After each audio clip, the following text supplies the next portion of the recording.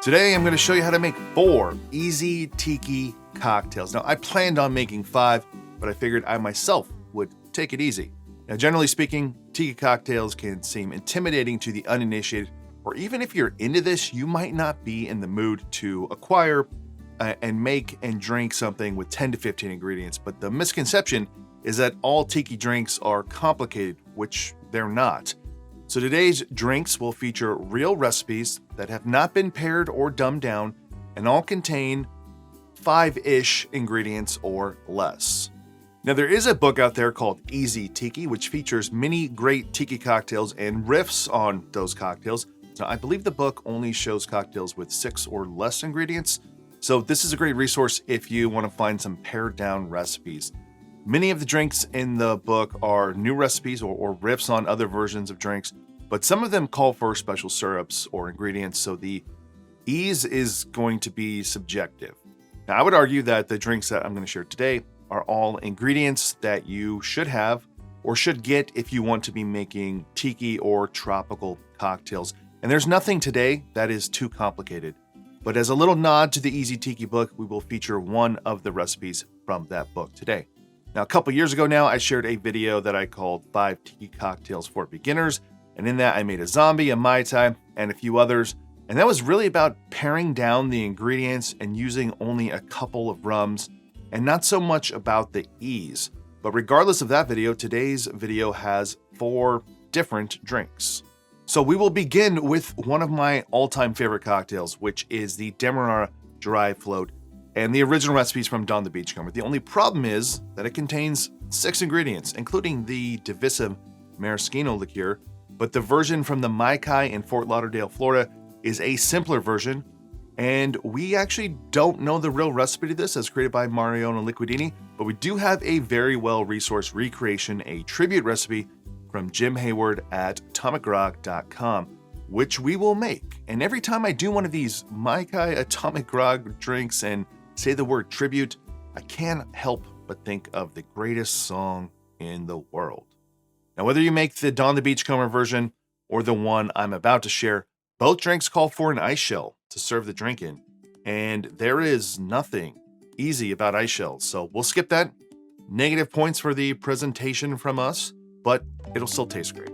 While some recipes call for drink mixers, everything today will be shaken to make it easy. I'm going to start with 2 dashes of Angostura bitters, 3/4 ounces of fresh lime juice,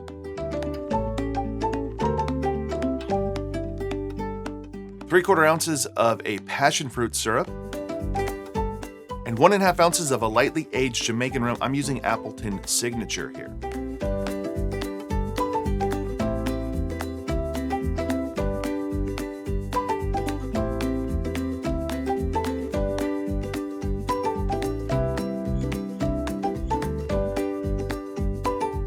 While it's not authentic to the drink, I'm going to garnish with some mint just to make it look nicer for you.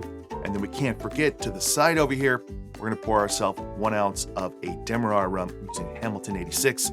This will be the float part of this drink. All right, let us try the Demerara Dry Float from the Mai Tai from the Atomic Grog. You can choose to add in your float on the side right now, or you can save it for later, or you can just drink that on its own. But let's try it as is first. Cheers. If you've ever had the Don the Beachcomber variety, you know that is a tart drink. I like it. It's not something you would drink all the time, or more than one of, because there's so much tartness to it. This has a lot of that tartness, but not as much. It's mainly tartness from the amount of passion fruit we used. If you are relatively new to this genre of cocktail and don't know where to start besides the rum, then the syrups is probably the most important thing. I have a whole video, I'll link to it right here, about the 8 essential syrups for tiki and tropical cocktails. We went through a bunch of books and we found out the syrups that were called for the most often, picked out the top 8 of them, and they're in that order, and passion fruit is at the top. I think it might be number 2. This is not including simple syrups or Demerara syrups, but the flavorful syrups you get. So I make my passion fruit a certain way using Ataya passion fruit pieces. I have videos on that, but it's also in that syrup video. But that is like a cheat code to get yourself into tropical flavors. Passion fruit, coconut, banana, that will transform you right now into tropical drinks. This right now on its own, without the float, it's actually, it's great, but it's maybe like a touch sweet, a touch tart. So I'm going to go ahead. I'm going to add a little bit. You can add the full ounce from your float. You can add a little at a time. I'm just going to add a little bit. A great combination of rums is to use Jamaican rum, which we did here, as well as a Demerara rum. Do it all. It's better. Cliche, yeah. It dries it out, having more rum in there. But you get that the intensity of like a dark brown sugar rum, a little bit of like smokiness to it. Then you get a little bit of the fruitiness from the Jamaican rum. And it's very simple. So it is easy to make. You can actually just dump this in from the beginning. You don't have to float it on the side. It's simple, elegant, delicious, and it captures all of the flavors that I want in a tropical, or in this case, a tiki cocktail.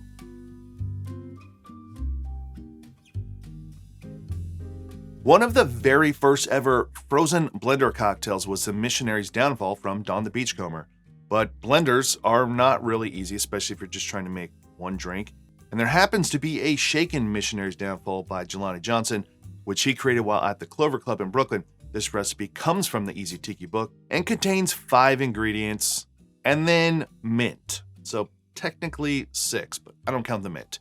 Now the key to the Missionary's Downfall is not only mint, but the combo of mint, honey, and peach.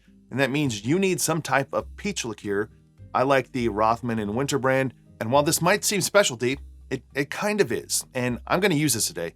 But if you are new to this and don't have any similar liqueurs and don't want to spend the money, I would advise you to pick up the apricot liqueur from the same brand instead. Now, are peach and apricot the same?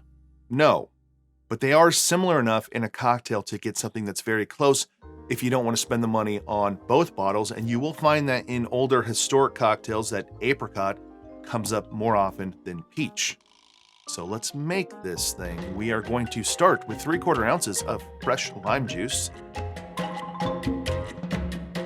3/4 ounces of pineapple juice. This is also fresh.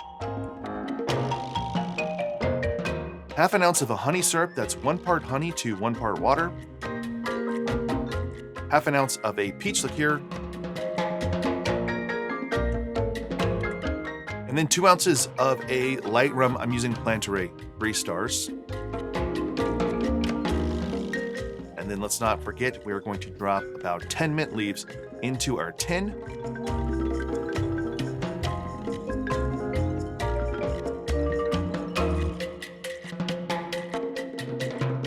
And then I will double strain this to get out any of the large pieces of mint.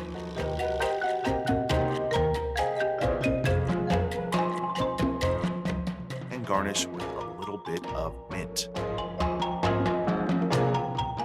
All right, let's try a shaken Missionary's Downfall. Cheers. It is one of the most refreshing cocktails you could make. This is my first time ever doing a shaken version of this served up. So it is quite a bit different because typically you're getting the actual shards of mint that you've blended in the blender, plus it's in a blender slushy style cocktail. So it is quite a bit different than that. But because it is different, you can taste more of this drink than you can the normal Missionary's Downfall. So you can definitely taste the pineapple juice, that combination of pineapple with honey as well as the peach, and the rum there, it's in the background. That mint and shaking the mint, that much mint does add a little bit of bitterness, which I find to be fine. It helps balance out the sweetness of this Missionary's Downfall.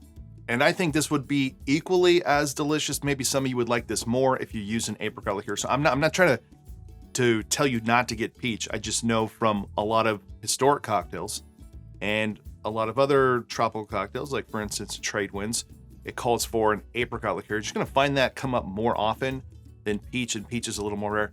But if you like peach, then you can check out my rum barrel, which is not easy. It is over the top. Don't know how many ingredients at the top of my head, but there's a lot. But we use a peach liqueur for that.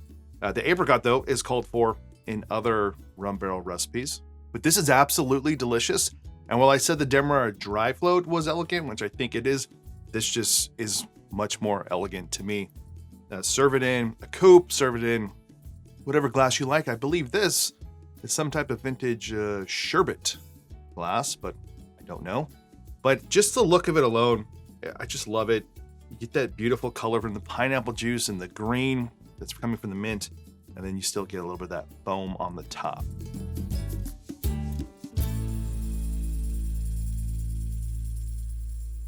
I have covered the Saturn quite a bit here extensively, and the original drink from J. Popo Galsini, an award-winning drink, is a relatively simple tropical gin drink served up.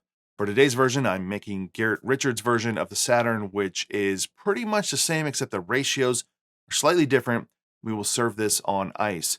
His recipe does call for a passion fruit puree instead of a syrup, which is what I will do. But if you only have a syrup on hand, then like the one we use for the Demerara Dry Float, you can still use that. It'll just be a little bit sweeter, and you could adjust everything from there. I will start with half an ounce of lemon juice, quarter ounce of velvet falernum, quarter ounce of a passion fruit puree, half an ounce of orgeat, and then 1.5 ounces of gin.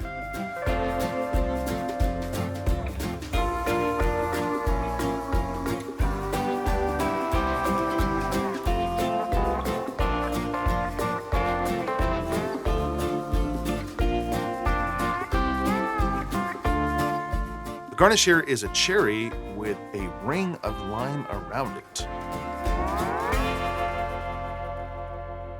All right, before we try this version of the Saturn, if you're interested in the history of certain cocktails and the history of this cocktail, then I'll leave a video link right here. I'll leave it in the description as well. It is the biggest video I have done and will ever do probably about 2 years ago about the history of the Saturn. So let's try this version. Cheers. I mentioned earlier, I use the Bataya brand passion fruit pieces. I keep that in my freezer all the time if I need to make more passion fruit syrup. But because I do that, I have the non-syrup version, just the passion fruit pieces. That's what I used here in just a small amount.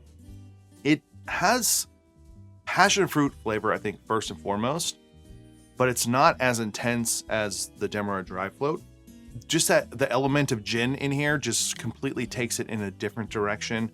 And the velvet falernum, which is a pretty mild liqueur from Barbados with a little bit of, is it mainly lime?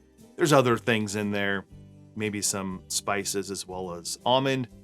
It is not the most impactful liqueur that you're going to find in these cocktails, but it is something that if you get into this, you will need yourself a falernum. And while I like some homemade versions better, the homemade versions are just so much different than velvet falernum.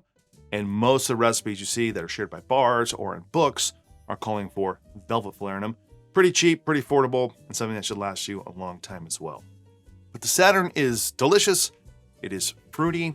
It's just that combination of acidity, passion fruit, gin and passion fruit. They go so well together. This is really the only historic, tiki cocktail that uses the base spirit of gin. There are some Trader Vic ones that have multiple spirits, but as far as like gin cocktails go, if you like gin, then this is as good as you're going to get. Now, the easiest thing for me to do here for the final easy tiki cocktail would be for me to phone it in, make a Mai Tai, but we'll mix it up and instead make the London Sour as created by Trader Vic, made especially for the Trader Vic's in London. The official recipe has just 5 ingredients, but it calls for a quarter ounce of orgeat and a quarter ounce of rock candy syrup. And rock candy syrup is just a 2-to-1 rich simple syrup. But I always find that just a quarter ounce of orgeat in these old Trader Vic cocktails is not enough for me. So I like to use a half an ounce and then no rock candy syrup, which is exactly how I make my Mai Tais. So let's make the Eastern Sour, and I will start with half an ounce of lemon juice, half an ounce of orange juice, half an ounce of orgeat,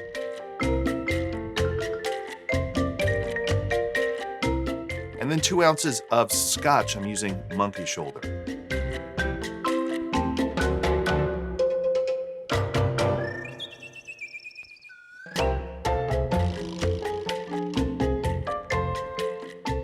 All right, I'll add in my spent lemon shell before adding in the drink.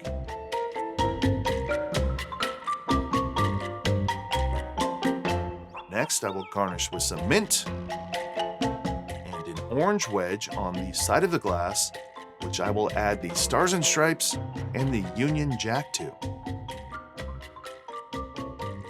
Cheers. It is not reminiscent of a Mai Tai, but it is reminiscent of, is it called the Honey Honey? I can't think of it off the top of my head. There's the Mai Tai version that uses bourbon, so it does taste like that. I mean, it's obviously a whiskey drink, but the change up here is instead of using an orange liqueur, which you usually use in Mai Tai, you're using orange juice, which is not the same. They do not taste the same. Orange liqueurs are obviously have alcohol, but they're bitter orange peels usually. So it's the essence of orange compared to orange juice. I think that this lends itself better to that juiciness because the Scotch is pretty intense in a good and delicious way, but it's more intense than your typical standard rums that you're used to in Mai Tais, not counting the sort of super funky stuff that people like to use sometimes. But I actually think that this is great. It's just not something that you probably ever need to use a really expensive Scotch for because it kind of just tastes like there's whiskey in here. There's not a lot of depth to that because we have the orgeat, we have orange juice, we have the lemon juice. So there's just a lot of competing things. So don't break out your most expensive Scotch here. Use something you want to mix with. But if you like whiskeys, if you like Scotch, and you're getting into this, or you just want to try something different from your typical Mai Tai, then you should definitely try the London Sour.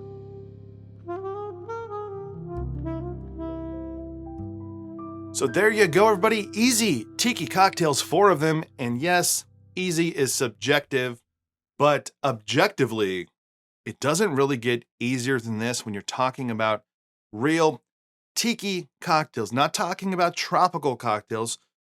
All tiki cocktails are in the family tree of tropical cocktails. So there are other tropical cocktails you can find inspired by the tropics that are probably easier than this. But as far as tiki goes, we're talking about stuff that comes out of the 1930s, 40s, 50s, 60s, California, that spreads across the world. This is real tiki stuff right here. And just because they don't have 10 or more ingredients doesn't make them any less delicious than anything else. So if you enjoyed this video, please give it a like below, consider subscribing to this channel, and if you want to support this channel more, check out my Patreon page. Otherwise, see you on the next one. Sing, a buddy, sing of your eternal spring.